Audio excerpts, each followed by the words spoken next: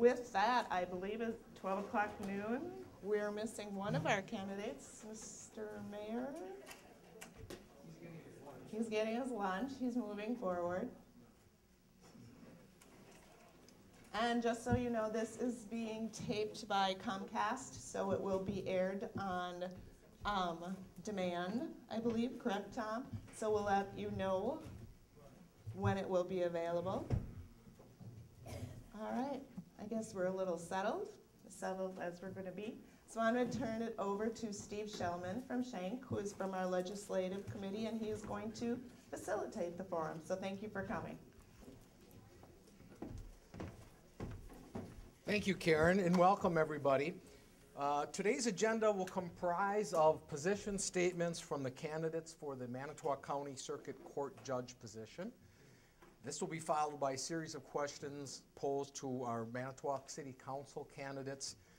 And to wrap things up, we'll pose questions to the City of Manitowoc mayoral candidates. Time permitting, we'll open up for questions at the end from the audience. But to get things started, I'd like to introduce the candidates for Manitowoc County Circuit Court Judge, Mark Rohr and Steve Olson. And each of them will have several minutes to give a position statement.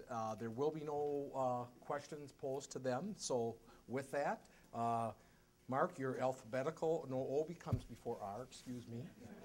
Steve, we'll go with you first.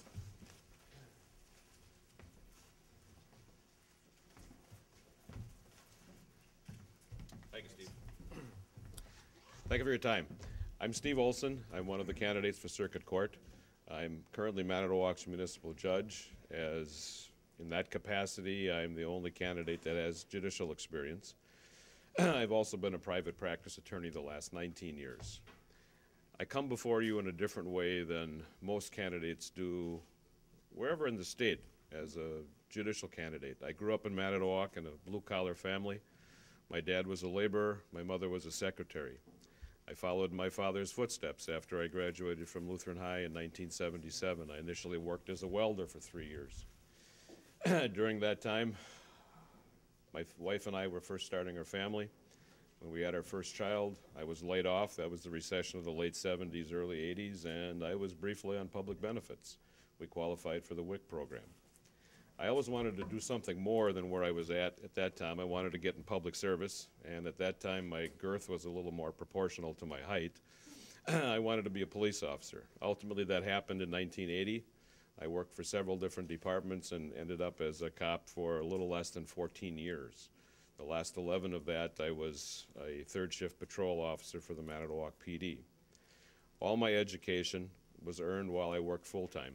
I have an associate degree, a bachelor's degree, and ultimately the last 3.5 years when I was a cop, I worked third shift, got off at 7 o'clock in the morning and headed down to Marquette Law School in Manitowoc on many days. I finally graduated the top 10% of my class. I've now been a private practice attorney the last 19 years. I've practiced in a broad different area, many civil arenas, certain amount of criminal defense as well. I guess the one point that I bring to the table is, as a cop, I lock people up. As a defense attorney, I try to get them out. And now as municipal judge, I sift through the evidence and the arguments of parties from both sides to try to come to a conclusion about what had to happen in each individual case. I'm applying to the voters of Manitowoc County for a promotion. I'd appreciate that. Thank you.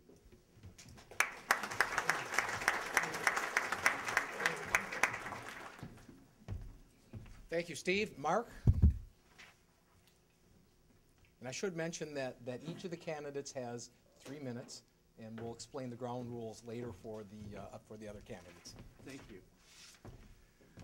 Good afternoon, and I'd like to thank everyone giving me the opportunity to speak to you today. As many of you know, I'm your district attorney. I've been so for the last 10 years.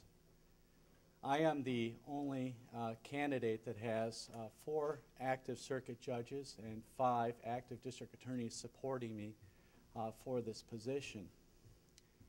Now, before I became district attorney, I grew up in Truro, Wisconsin, and have been practicing law with the law firm of Winter, Fox, and Stengel for a period of 10 years. During that time period, I focused on the general practice of law, included family law, criminal defense, business law, and just about anything you can imagine. Now, the last 10 years, I've been your district attorney. I've been involved in some pretty high-stakes cases, including homicides, sexual assaults, and child abuse cases. During my tenure as a district attorney, I've implemented policies and procedures that have saved court time, taxpayer dollars, while at the same time holding people accountable for the actions they have committed in the criminal world. Now, when I've been out on this political campaign, I get asked a lot is, what does it take to be a successful judge? Well, I believe it takes to have knowledge, experience, and a passion for the law. I bring that to the table. In addition, you have to do what is right and be willing to make tough decisions. I've done that, as I said, in these high-stakes cases involving homicides, sexual assaults, and child abuse cases. Another thing a judge has to be willing to do is the following principle is that the legislature passes the laws and that the higher courts interpret the laws, and the circuit court applies those decisions to cases that comes before it. This, I think, is a very critical principle that a circuit judge must follow when being a judge. I've also been asked, well, what goals do you have as the next circuit judge? I have a couple of goals at this time. One is to make the criminal justice system as well as the court process more transparent and available to the citizens of Manitowoc County. I've done that on the Be My Guest program, as many of you have heard me on the last Friday of the month. I educate the people about the criminal law and the district attorney's office in the criminal justice system. In addition, I like to work on reducing recidivism for those people who continue to commit crimes time and time again. At this time, we do have a veterans court in place that addresses the needs of those people who have served our country. It's my hope that we can build on the successes of those programs and possibly develop a mental health court and or a drug court. I leave you with the following piece of advice that was given to me by Judge Hazelwood when he swore me in on March 17th of 2003. I believe this not only applies to attorneys, judges, but I think all of us in general, and this is what he said. There'll be days, Mark, when you do everything right and people will love you. There'll be days when you make an honest mistake and people will forgive you. But the most challenging days will be those days when doing the right thing isn't the easy or the popular choice. My hope is you have the courage to do what is right. I've done that as your district attorney and will continue to do so if elected circuit judge. Thank you.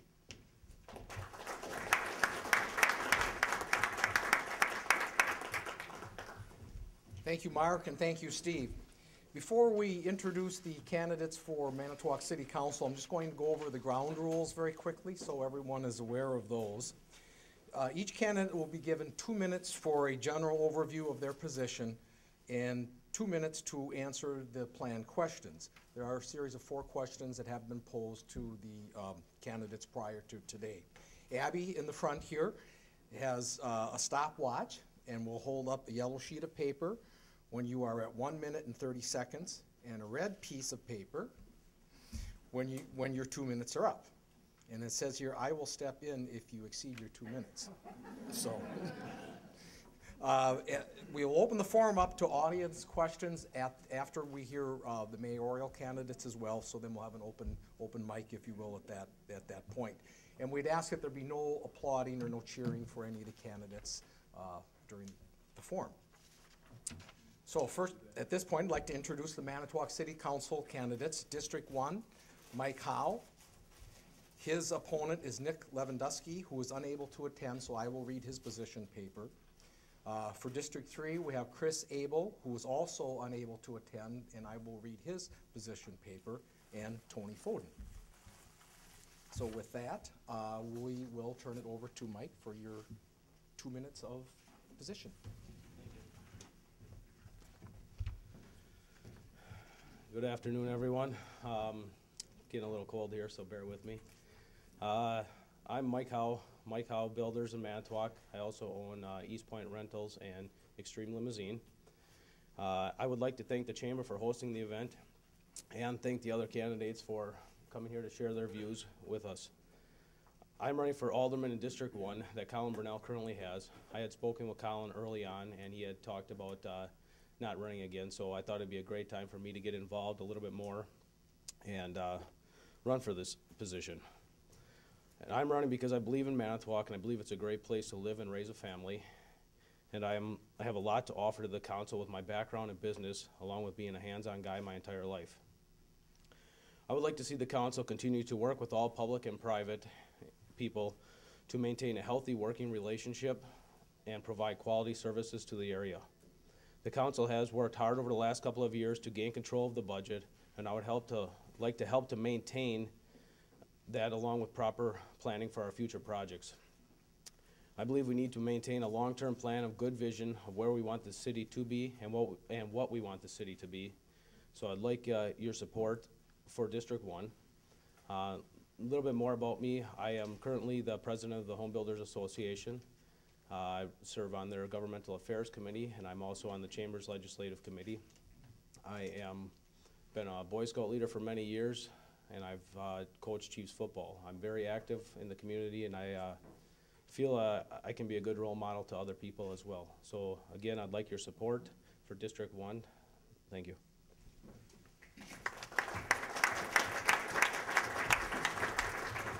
Thank you, Mike. And on behalf of Nicholas Lewandowski, I will read his position statement. Nicholas says he's age 71. He is retired. He has a Bachelor of Science degree from the University of Wisconsin at Madison. And he says he has been involved in many community activities over the years. He worked as the deputy city planner for 37 years, served as alderman for the first aldermanic district of the city of Manitowoc, was on the Municipal Tree Commission for 28 years, was on the Board of Trustees for the Wisconsin Maritime Museum, the Manitowoc Recreation Board, and on the Manitowoc Visitor and Information Bureau Board, and chairman for the Manitowoc Park and Recreation Committee. Member of the Northeastern Archaeological Society, the Manitowoc County Genealogical Society, Scouts, and grant writing. To represent the needs and wants of the citizens of the city of Manitowoc and the first aldermanic district and acting upon them. I am willing to make tough decisions based upon listening to all viewpoints. Challenges we face are great with a tight budget and limited revenues, but we shall act for the overall benefit of the community. Community growth is a high priority. And he wraps up by stating, be willing to make tough decisions in today's economic world for the betterment of the citizens of Manitowoc. And that's the end. And I will also read for Chris Abel, District 3 aldermanic position.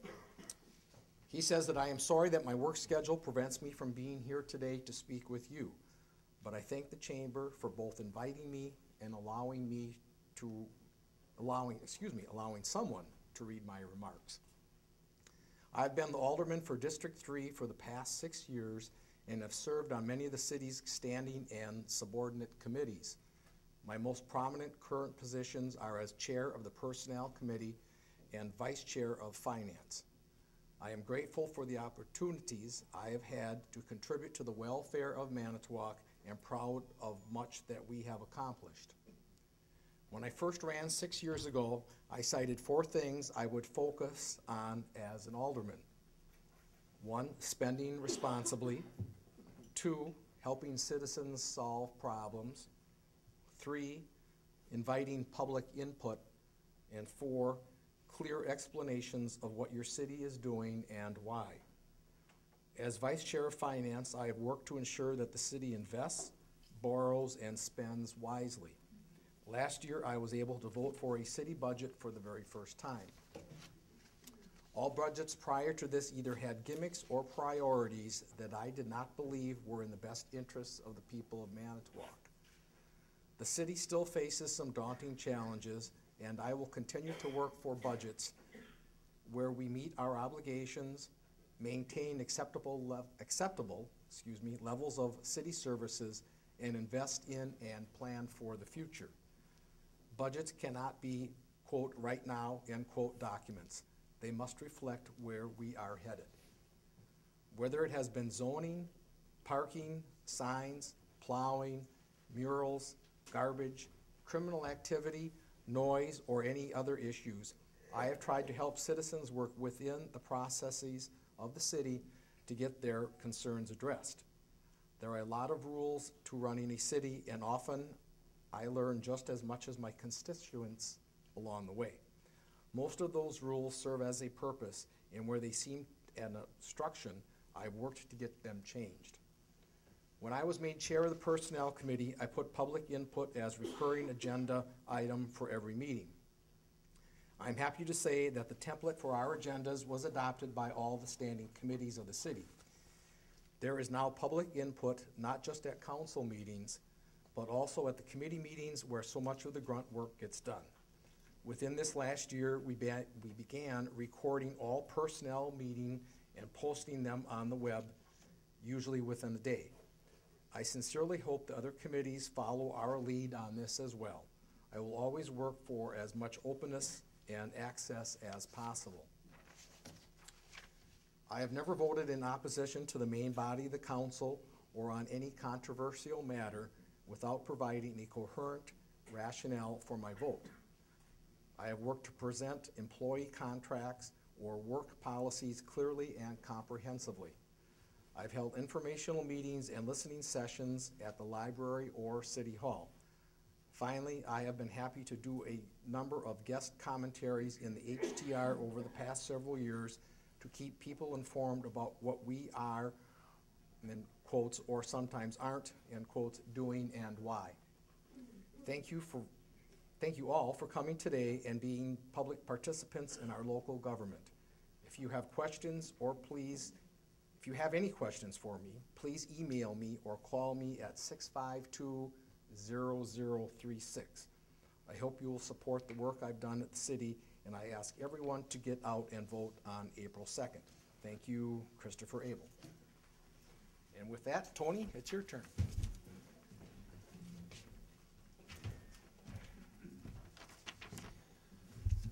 My name is Tony Fodden, and I'm running for District 3 Alderman.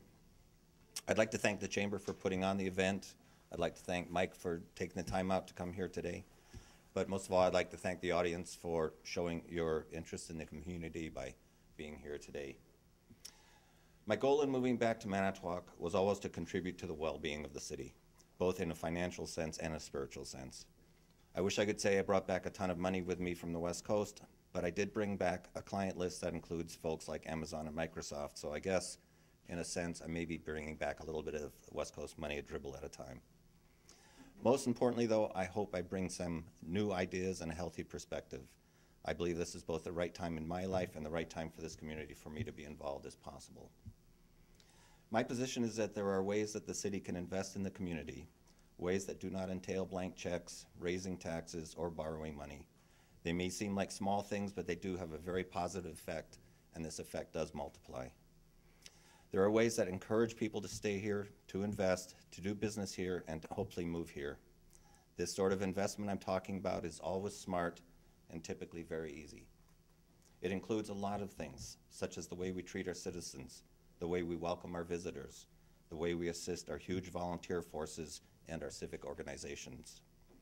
This sort of investing is never subsidizing. It's always a healthy response to a request for a relationship that can only serve the community in a positive way. About me, currently I'm the Vice President of the Mainly Manitowoc Board of Directors, Chairman of the Sustainability Committee, a member of the River Corridor, a volunteer of the City Streetscapes Committee, and a member of the River Corridor Committee, which is a knowledge-sharing group of property owners along the river, working with the Wisconsin River Alliance on one of our most important assets here. I think I can serve District 3 properly and energetically, and I look forward to your vote on April 2. Thank you.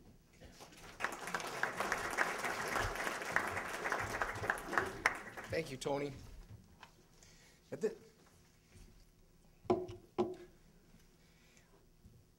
this point, I'd just like to make note that we do not have any city council candidates for Two Rivers because there are no Everyone is running unopposed, is my understanding. Is that correct, Greg? Or did I see Greg? So just that point of clarification. Now we'll move into the series of 3 questions for each of our aldermanic candidates. There are 3 questions which have been submitted to them prior. So I will read each question, and then each candidate will have 2 minutes to give his input. Question 1. In the past, the city has taken different stances on when fees for event support are paid or waived. These requests could be for the use of city property, equipment, or personnel time. What is your stance of the payment and waiver of fees by groups submitting requests to the city? Mike, you are first on this question.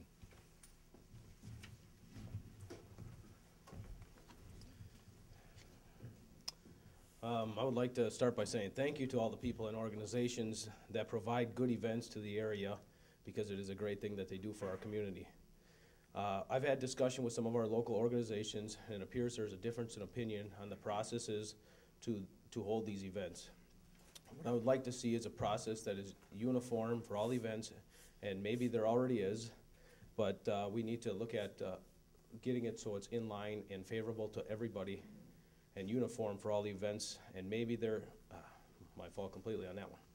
It needs to be reviewed, and when asked people for it, that should be easy to understand and fair. I am not sure there will be things that come up that need specific attention, but our goal should have as many events in our area as we can for people to enjoy themselves. It is important also that these events are safe to the public. I realize there are costs related to event organizers, from public employee costs associated with their events, and we need to make sure that the costs are done fair to continue to get support for community organizers. So, thank you.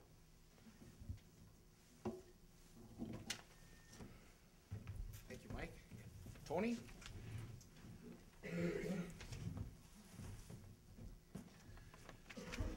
Manitowoc hosts a very large number of extremely enjoyable events that are enjoyed by both residents and visitors.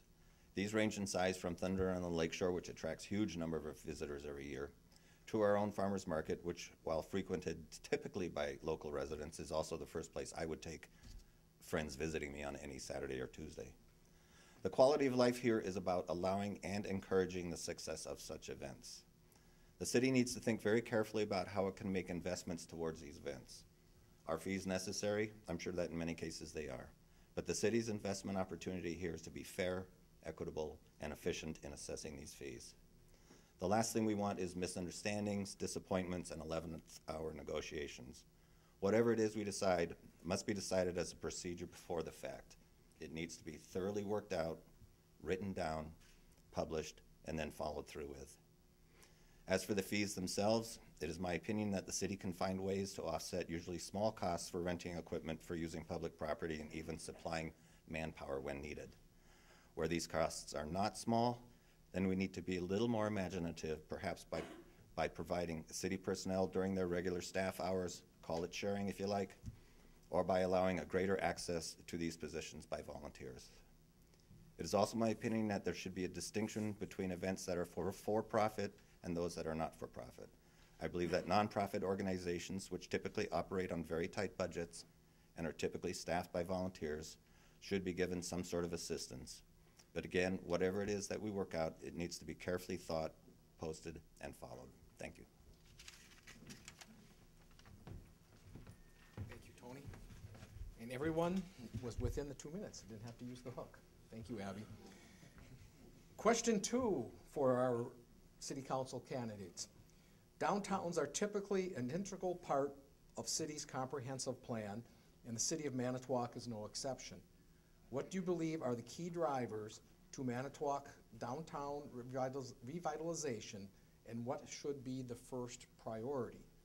Tony, you are up first.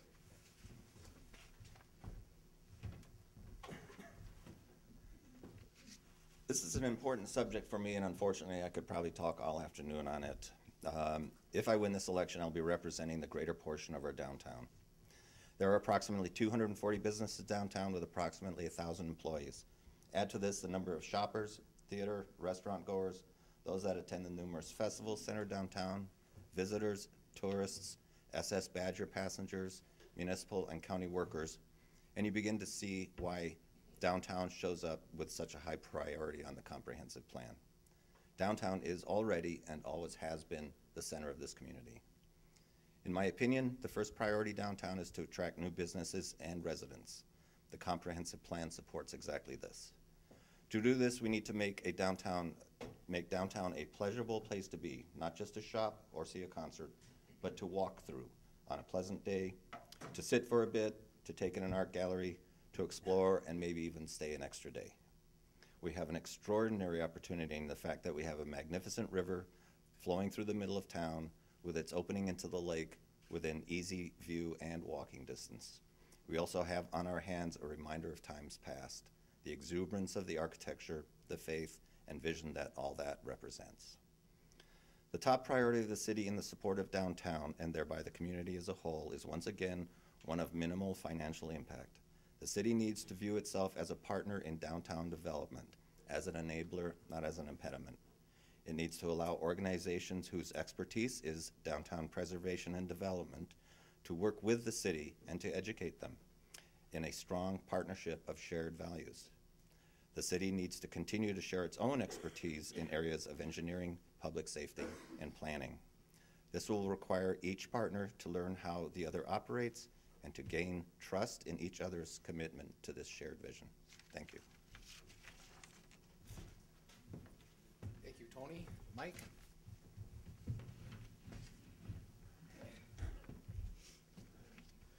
I think we all can agree that we all want a strong downtown. We should continue to work with downtown businesses and mainly Manitowoc to find out what their needs and wants are and to what they believe brings good value to a downtown. We need to have strong promoters from both community and city to sell our idea to what a great historic community that we live in. We need to work along with the EDC to bring businesses downtown. And I know everybody talks about the parking problem, but as long as I've lived here my entire life, it takes me longer to get into Walmart than it is to walk to any business downtown. And when there's no place to park, when there's no place to park, it tells me that downtown is something's going on, and that's a good thing. We want people downtown, and to just, you feel better, don't you, when you see it full.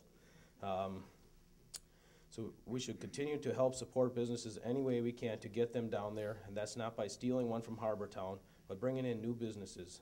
And the way that's done is to have them feel that they want to be from down there. By having people and ideas ready to go for them. I would like to see even something like the Herald Times do a survey on what our needs are in the community. There's people that have ideas and plans and they want things done, but maybe they're afraid to pull the trigger to move into a business down there because they would like to see that their support and their businesses are wanted down there. I'm a home builder by trade, and I understand how important it is to have a good, strong economy down there, and I think there's a lot of opportunity that we're lacking down there. So I see a lot of good things in our future, so that's all. Thank you, Mike.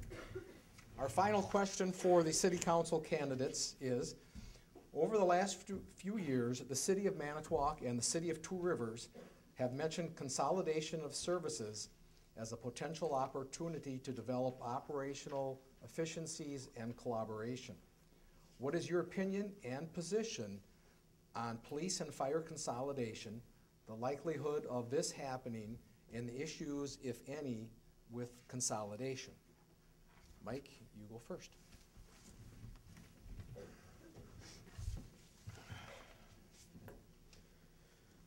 I believe we need to start having that discussion, and I know it's all been brought up already, and find out what the possibilities are out there. All options need to be on the table, and then the pros and cons need to be brought to the public to get their input as well. The most important thing is to maintain a great staff like we currently have with the police and fire departments. But if we don't have the conversation and move the ball forward, we will not know if there are benefits to our communities.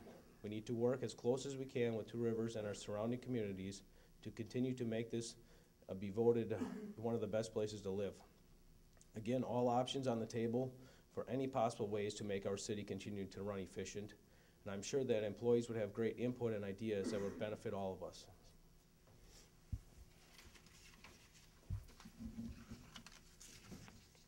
Thank you, Mike. Tony?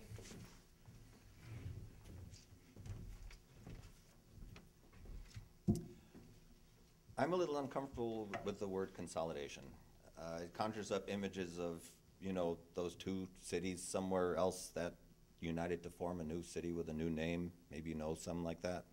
I have no interest in living in some city north of Sheboygan called Lakeshore, Wisconsin.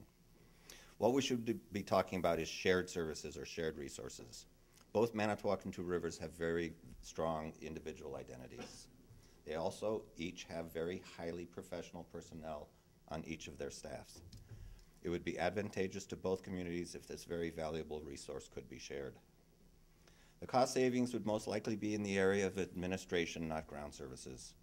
This could only enhance efficiencies and control costs for each community.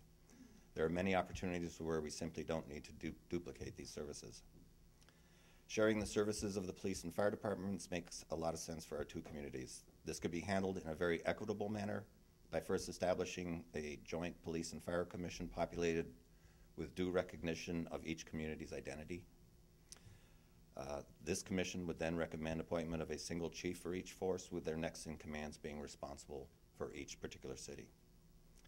The second priority might be to establish a centrally located first response station somewhere along the shared boundary between the cities, perhaps along Woodland Drive.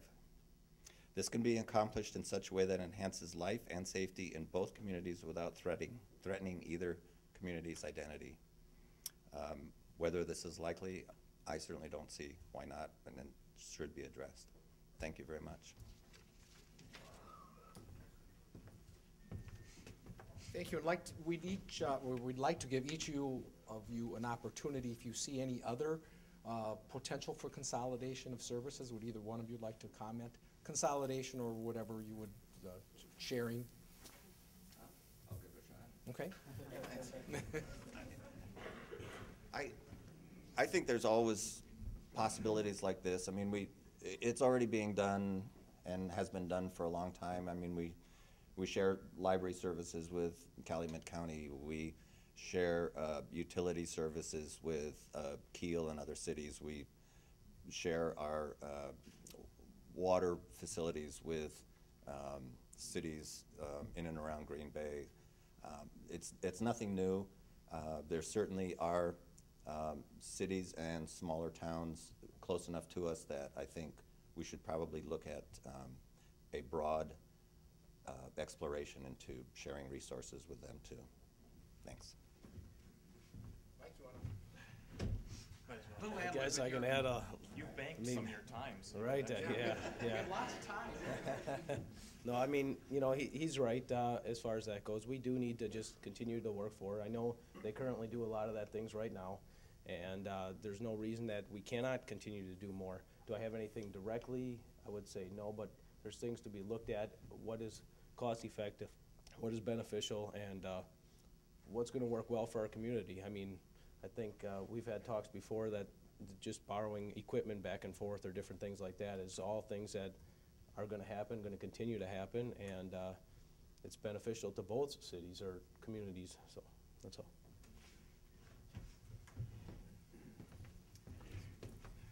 The final segment of today's forum will involve the candidates for mayor, Tony Bergerino and Justin Nichols. Similar to the format that we had before, we will ask each candidate to give their 3-minute position statement. Actually, 2 minutes. Sorry, Abby.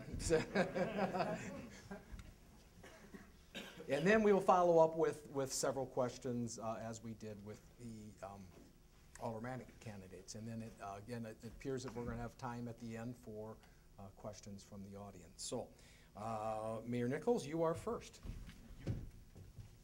Thank you, Steve. And I first and foremost want to thank the Chamber of Commerce for hosting this. This is a great turnout. I truly appreciate seeing everyone here. I also want to thank my opponent, Mr. Bergerino. Elections give us an opportunity to share our views of what we want our community to look like today and into the future. And elections unfortunately, at the local level, sometimes see no candidates running against the individuals who are already in office. We see that with the city council right now. There are 3 out of the 5 that are uncontested. This is a wonderful opportunity to share our views, and I appreciate someone actually putting their name on the ballot and being willing to take the scrutiny of running for public office. A little bit about me: I was born and raised in Manitowoc. I went to Lutheran High School, graduated in 2005. In 2005, I was elected to the City Council to represent Manitowoc's 2nd Aldermanic District. I defeated a 16-year incumbent in that election. I served on the City Council for 4 years in several different areas. On the Finance Committee for 4 of those. I was appointed the Chairman of the Personnel Committee for 3.5 of those, and several other committees throughout my term on the City Council. On the City Council, I was the leading advocate for debt reduction and handling our debt. I voted against the last 2 city budgets as my time on City Council because I felt it took on too much debt without a responsible plan in place to pay for it. A little bit more about me: I was elected mayor in 2009 by a 17-vote margin. If anyone can tell you how important it is for every single person to get out and vote, I'm the guy to tell you that. Every vote counts. I already got, my goodness, that was already 2 minutes. I'm used to 3 minutes with the mayor, so this is a little different for me. I'll just wrap up my opening statements by saying I do have literature in the back. You can visit my website, justinnichols.com, for anything that isn't answered here today. And I look forward to your questions. I think it looks like we'll have a little more time for your questions as well to ask of us today. Thank you. Thank you. Thank you, Justin. And now Tony Bergerino.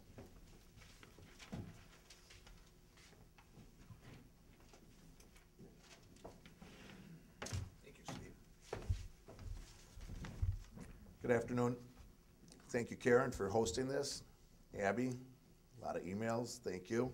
The Chamber did a great job putting this together. I'm proud to be here, and thank you, Justin, for being here. Thank you for the time. I decided to run for mayor. Let me think about this. Right when I got up one morning, and I thought to myself, boy, I don't want another challenge with the city, so I think I should run for mayor. No, I'm joking. So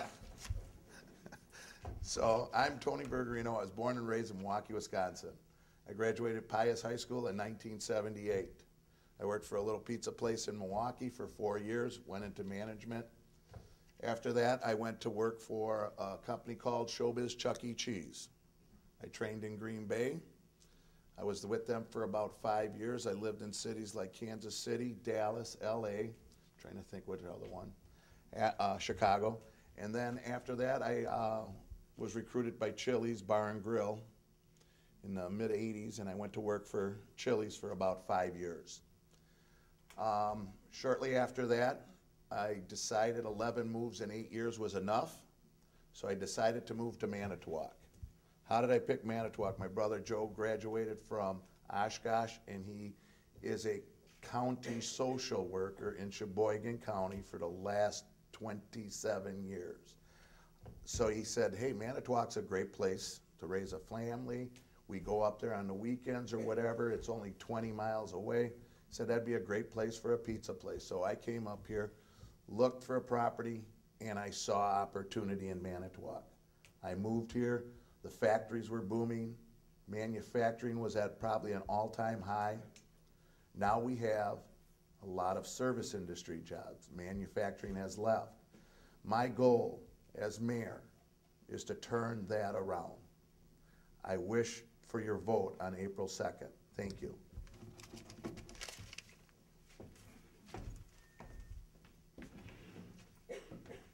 Thank you, Tony and Justin. Now we'll read the first question, and actually these questions are identical to the questions that were asked of the aldermanic candidates, but I will repeat them for their behalf and the audience's behalf. Question 1. In the past, the city has taken different stances on when fees for event support are paid or waived. These requests could be for the use of city property, equipment, or personnel time. What is your stance on the payment and waiver of fees by groups submitting requests to the city? Justin, you are first. Thank you. This issue has grown over the past few years into probably the reason why it's been asked today. And it's probably grown because it started more than likely, and I'll admit it, and a politician admitting when they did something, I probably started this discussion a few years ago. If everyone can remember, in 2011, the city of Manitowoc was facing a huge budget disaster. We eliminated 75 positions. We cut everywhere in the budget all throughout. When I presented that budget that year, I put in there a $20,000 revenue line for special events. I started this, and my goal, my idea at that time was, we're cutting all around the city. We don't have the staff or the resources like we did in the past, and we need to recoup some of these costs that are above and beyond that the city has charged.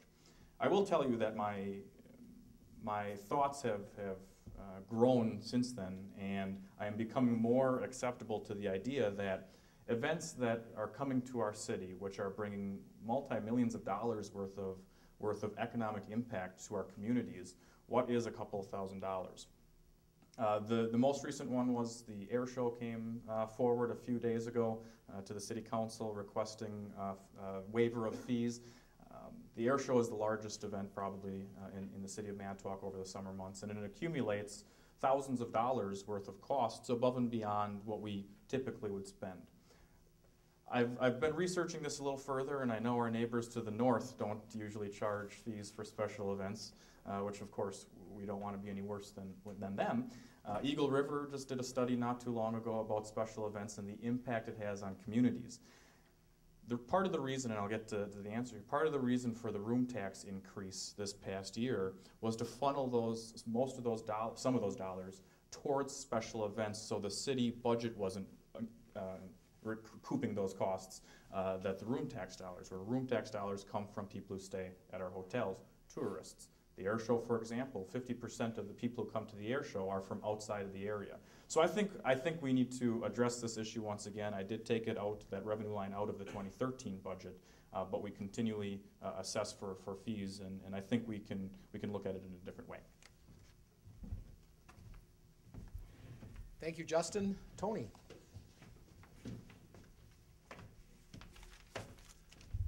Thank you. That's a tough question.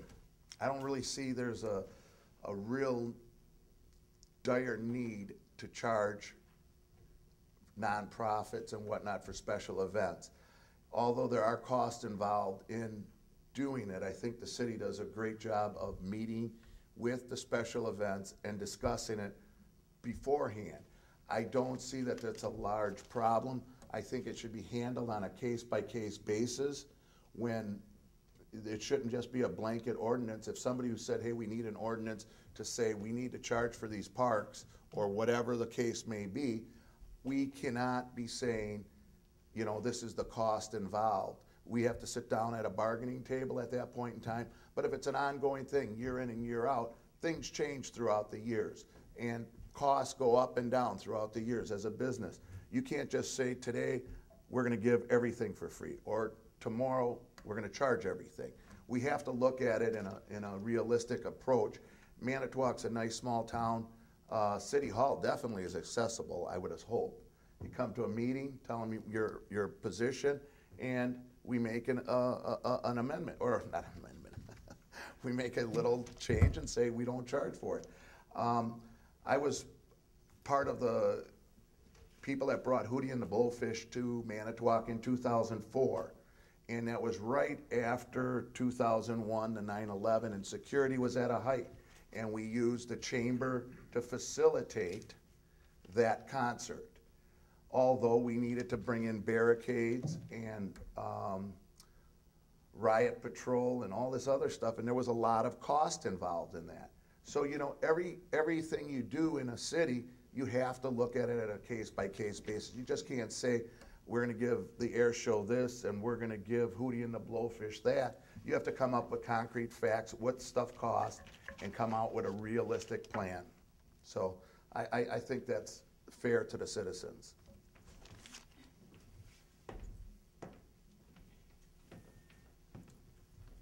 Thank you, Tony. And question 2 for Justin and Tony.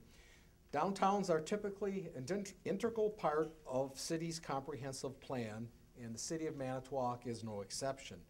What do you believe are the key drivers to Manitowoc downtown revitalization, and what should be the first priority? Tony, you're first on this one. Okay, the first priority, I feel, is cooperation. In 2001, a group of business leaders got together. We formed what was called, Steve, Vision 2011. Do you recall that? That was in 2001. We decided we need to take the city, and there's a lot of decay in downtown and businesses. So Miro leaving, Manitowoc Company laying off, it was just going the wrong direction. So we decided that we suffered a lot of losses with major manufacturers and major employers, so we went to several cities that had the same scenario. We visited Kenosha, West Dallas, Traverse City, Green Bay, Door County, and about 6 other cities. We met with mayors, city planners, economic development department heads to see what challenges they fought and overcame. Our census was we needed an economic development corporation. The EDC was formed in 2005. We had started the EDC of Manitowoc County. However, at first it was met with great opposition from the planning department. Several years later, the downtown decided they needed mainly Manitowoc. They already had a MECA program. However, they went ahead with a mainly Manitowoc, which they were met with great opposition from the city planning department. In summary, all the cities we visited, all the people we met with, and stressed the success of any downtown or any government-funded agencies has to be cooperation, which I feel in Manitowoc we did not have great cooperation between business and government. I feel I can bridge that gap. We have lost my place here, sorry. I feel there's a lot of frustration from the downtown people, and that needs to be rectified. So I believe cooperation is the first priority. Remember, that's how we get ahead.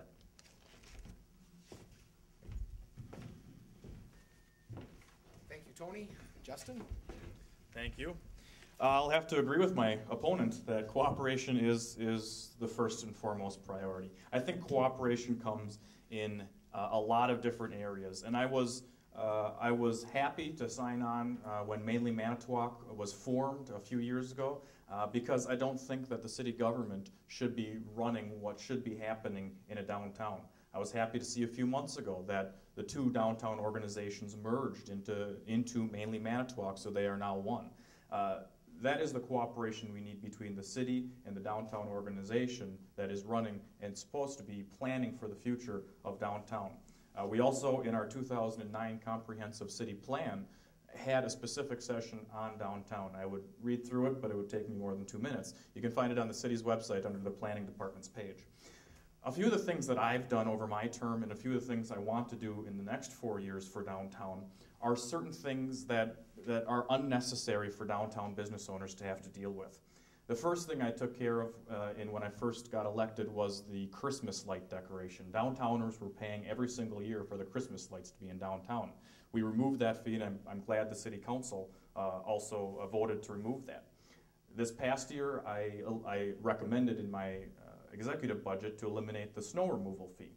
We put our snow budget into one large budget, and I felt that when downtown would be picked up, it would be no different than when the entire city was getting plowed or picked up. It's a detriment to businesses because they have that fee that's continually added onto their bill, their tax bill, even if it doesn't snow, like last year. This year they got the deal of it, I think.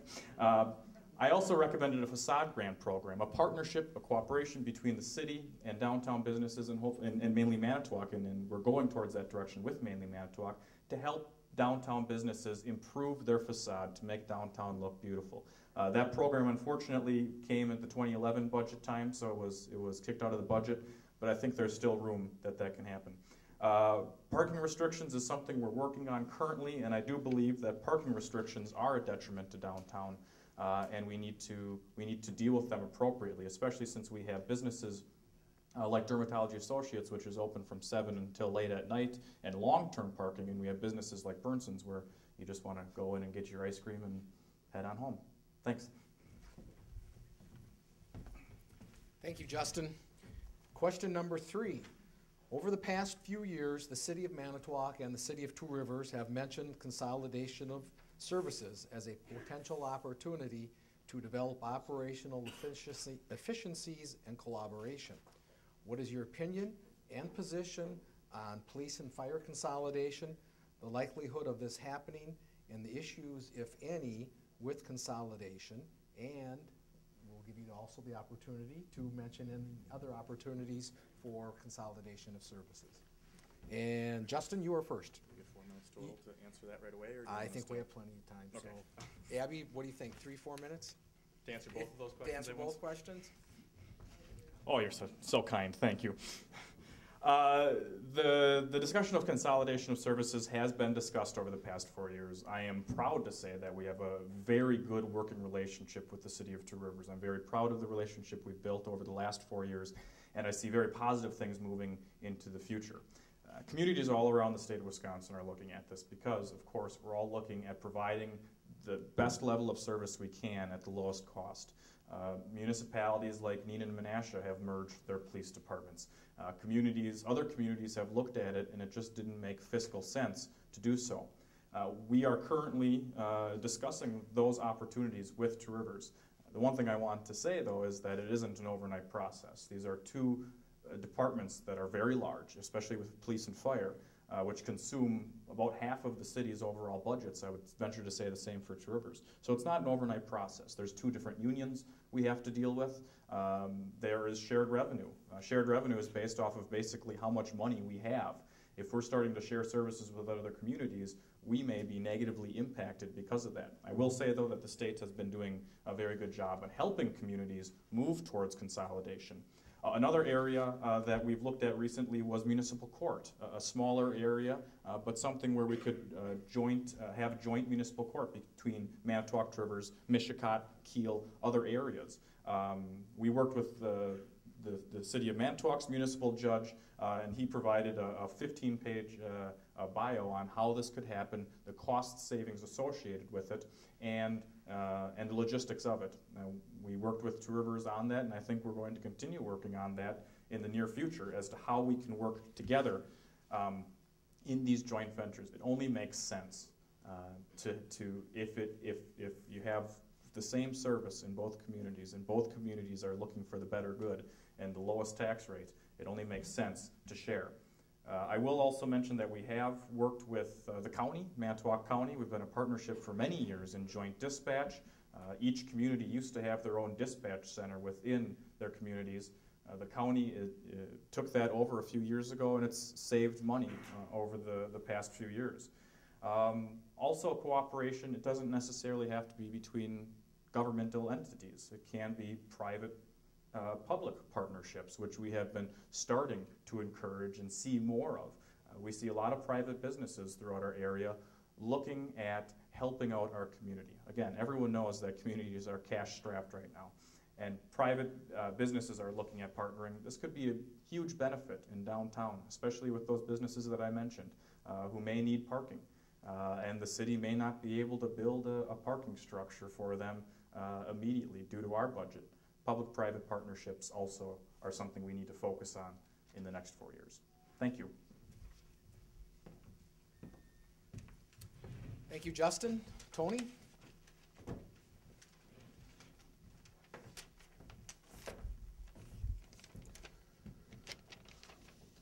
All right, I'm 100% in favor of consolidation.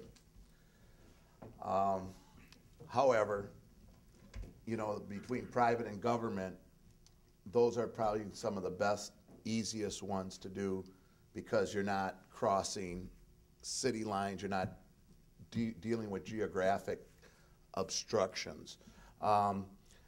Everyone knows that the City of Two Rivers in Manitowoc, the wound runs deep. And to force a consolidation on something as vital as our police and fire, I would I would not want to touch this one with a 10-foot pole. I think you're going to have to look at it and say, if the public safety is not in danger, then you can do it. But you cannot force, like Justin said, you can't come up, this is a big process to say, hey, we're going to consolidate Manitowoc's Police Department with Two Rivers Police Department, Manitowoc's Fire Department with Two Rivers Fire Department. Really, you know, you're going to have to look at it. This is a lot of people we're going to affect. And, you know, as a politician, it's easy to say, yeah, we're going to do this. But, you know, what about all the people's lives that are going to be affected? We're talking 2 fire chiefs. We're talking 2 deputy chiefs. We're talking 2 police chiefs. We're talking 2 fire departments, 2 police departments. You're talking several hundred people, 250, 300 people that are going to be affected. And for us to sit at a desk and say this is what's right for the economy, is it right for the 2 cities? I don't know that. It needs some studying. I would say I would start with roads before I would start with police and fire. I would say we have to look at it in a realistic way and say, how can we do this effectively without hurting anybody? I think that there could be great outfall. You know, if you look at the geographic, you have to build a centralized.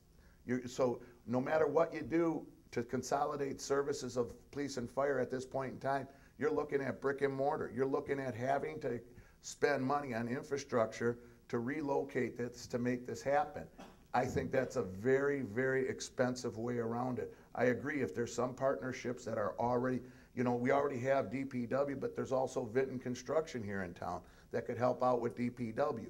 I look at things that we cannot afford to spend more money to do things that make sense 10 years down the road. Yes, it could be a cost savings, but how are we going to get there? And how many people are we going to affect? We need to look at it logically and say, if it's possible, let's do it. If it isn't, let's keep working at it. So that's where I come from.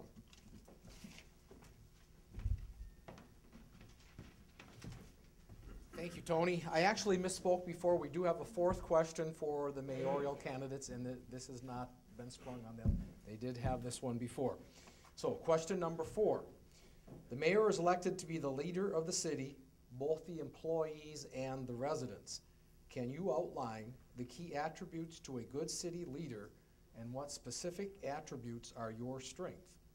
What attributes are your weaknesses or needs improvement? Well, I'm glad I'm not asked that one. So, Tony, you're first. Well, I'm going to start by saying the only one I knew that was perfect, they nailed to a cross, so I'm not going for perfection. The mayor is the city leader. He is the CEO of the city. He is planning department, he is engineering, he is finance. He's police and fire, he's parks and rec. He's DPW, he is personnel. He is legal department, and most important, page 2.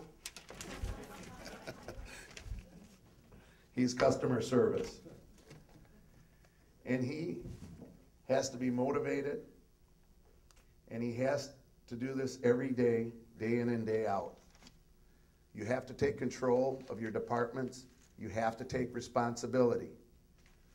You cannot one day say we're going to take Budweiser Tower Muros down, and the next day say, well, let's stop that. A leader will not do that. You cannot say one thing and do another. You've got to stick to your guns, right, wrong, or indifferent. And a successful leader, and I've been a leader for 22 years plus, a lot of my decisions aren't the right ones, but I have to stick with them. They were my decisions. The boss isn't always right, but he's always the boss. Thank you. Thank you, Tony. Justin? Thank you. 4 years ago, I told you the same thing I'm going to tell you today as the most important thing I feel in being a leader. Listen first, act second.